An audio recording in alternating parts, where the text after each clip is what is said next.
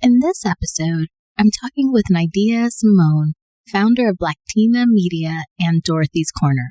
Please join me as I talk to Nydia Simone about her expertise, experiences, and lessons amplifying Afro-Latino and Afro-Caribbean narratives within film, media, and art, alongside her work in preserving the legacy of Dorothy West, who was the last surviving member of the Harlem Renaissance.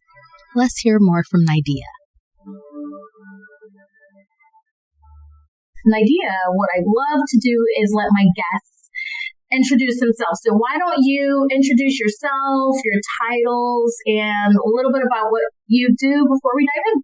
Cool. Okay, so my name is Nydia Simone, and I'm the founder of Blacktina Media and Dorothy's Corner. Blacktina Media amplifies Afro-Latino and Afro-Caribbean narratives in film, media, and art. We have a large audience online. We have about over 80,000 followers, 87,000 followers across socials and 2 million monthly views. And I'm really an authority and a leader in that community when it comes to where we're going, using the arts as a liberation tool and a way to connect our communities.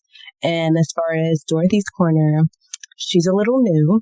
So she was really an initiative that was started to continue the legacy of Dorothy West, who is the last surviving member of the Harlem Renaissance, and also a way to connect Black communities, specifically in Martha's Vineyard, and share the Black history in Martha's Vineyard with the entire Vineyard community and all the people who come to share the good vibes out here. With Dorothy's Corner, it's really about intergenerational leisure in Black history. So we have a Black children's reading corner where we read Geechee folklore tales, and we'll have readers as old as 83, and have young people. So I love that connection of the old and the young, pouring life into the young girls and boys. We have a sweet potato pie cooking class, a Geechee dinner party where we actually celebrate elders and really try to give people their flowers while they're here. That's new and ongoing. And that's the project that I'm really going to be discussing. We're having a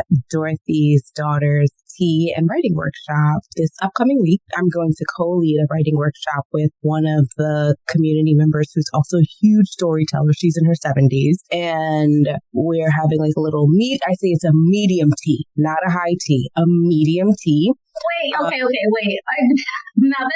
to have to stop you right there because I've never heard of a medium tea. And even for people who may not be familiar with tea language, I mean, we know the slang, spill the tea, but why don't you just define what's high tea, medium tea?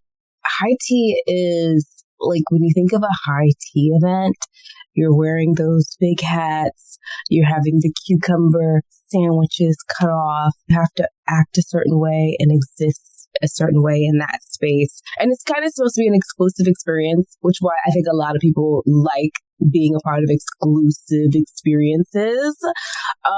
But this kind of event, I wanted it to be just more comfortable. And sometimes when it is feeling too exclusive, people don't want to show up because they're I don't have, I'm not good enough as I am to be in this space. So it's the food is going to be fire. We're going to have our biscuits. We're going to have our cupcakes and macarons and cookies and different tea assortments. And we're going to have this beautiful space, but it's not going to be, it's a come as you are type situation. And also in terms of generationally, I really was I want the elders in the room. I want the elders in the room because a lot of older people don't have the same amount of socialization. Once they get older, especially in the United States, they are very isolated. I really have a heart for seniors and stuff. And Dorothy's Corner is really about the seniors. Most of the people who attend are either seniors or families. So there's not an in-between, which is really interesting. And we're also having a zine. So the zine has different contributors who are reflecting to the themes of Dorothy West's work. This is where I have a question, or we'll start with the first question. It sounds like you're already going into it, which is great, which is, what's the project that you are learning from, or a previous project that you learned from, and what is the most surprising to you about it? And it sounds like it's this ongoing project. Yeah, so this is the project.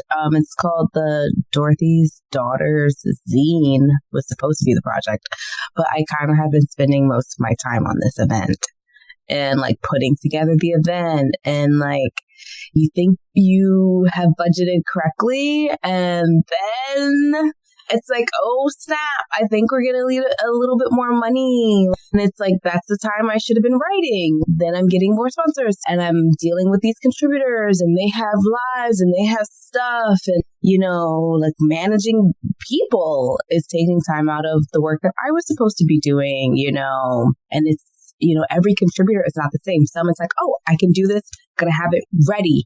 Done.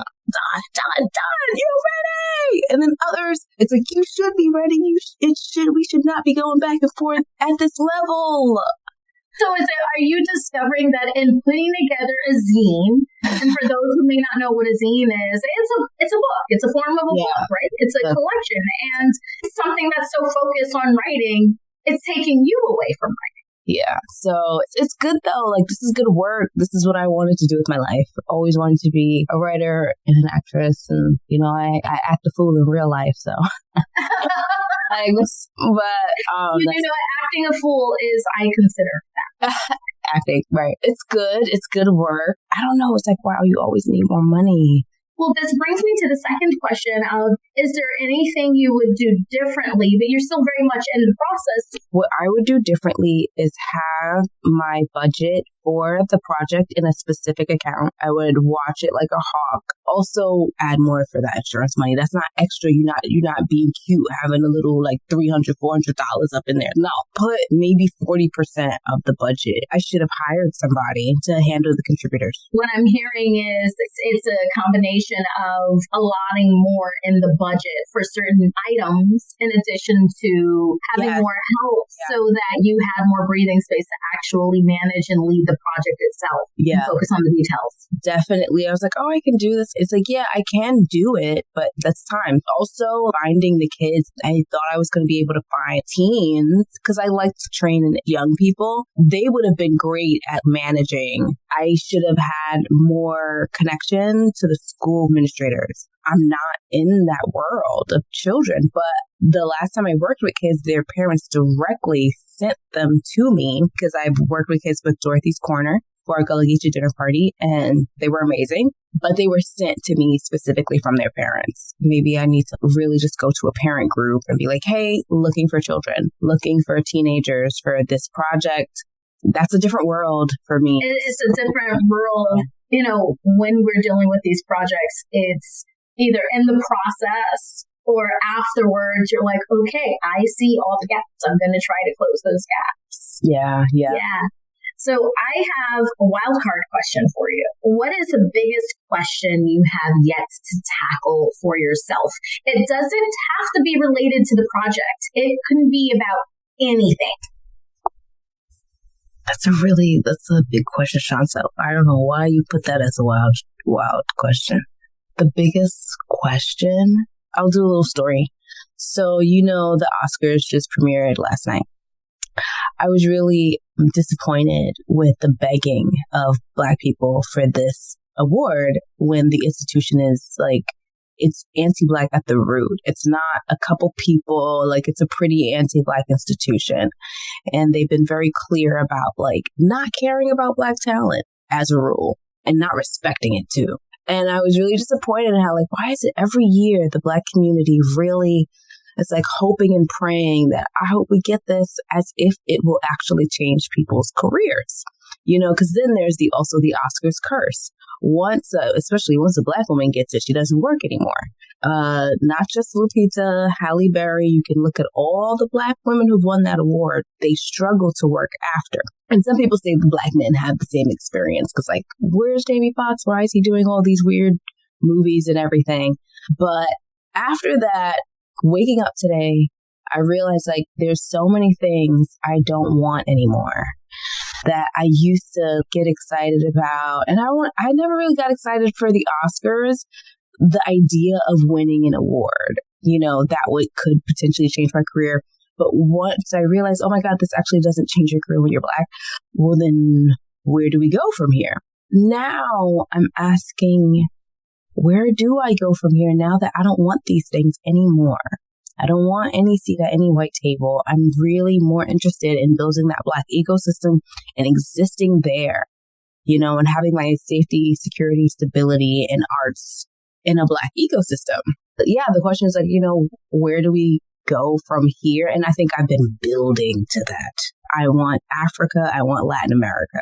I'm no longer interested in like this Western idea of success. It's not even real. It's not real the way I thought it was real.